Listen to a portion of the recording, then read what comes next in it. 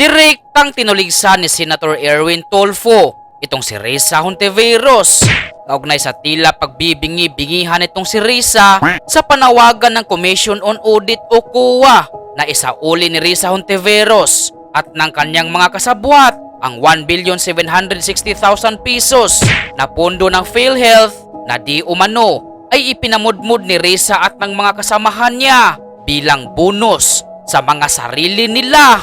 Now let me ask you this. Ano na ho nangyari doon sa pinapasoli naman sa iyo ng Commission on Audit noong 2015 nung ikaw ay Board of Director ng PhilHealth? Umabot sa 1,760,000 na mga bonus at allowance ang pinamudmud ninyo sa mga sarili ninyo dyan sa PhilHealth bilang mga opisyal. Ipaliwanag mo nga, ha? May approval ba ng palasyo yun? Nabigyan nyo ng mga bonus yung mga pagmumukha ninyo? Ha? Nung ikaw ay Board of Director yan, inaprubahan mo, isa ka sa mga nag-aproba. Pinapasoli na sa inyo ng COA. Hindi ninyo sinusoli yung sayo na 1.76 billion. Kontribusyon yon ng mga miyembro ng PhilHealth. Ugok.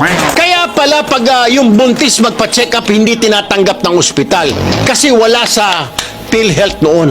Bago lang yan eh. Nung maupo na si Duterte, pwede na yung buntis gamitin yung kanyang PhilHealth para makapagpa-check up. Nung panahon ni Pinoy, bawal. Paano bawal? Paano? Kagaya niya kontribusyon. Oh, ginamit ninyo pang bonus sa mga sarili nyo, mga hinayupak kayo. Bibigyan nyo ng lalaki na ng sweldo nyo, bibigyan nyo sarili nyo ng mga bonus allowance. Sige nga, Senador Hontiveros, sagutin mo nga, ma'am.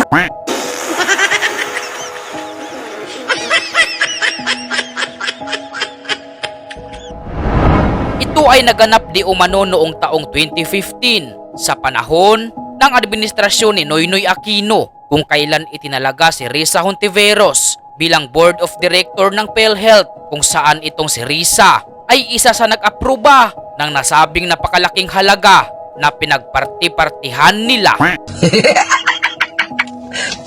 Sorry.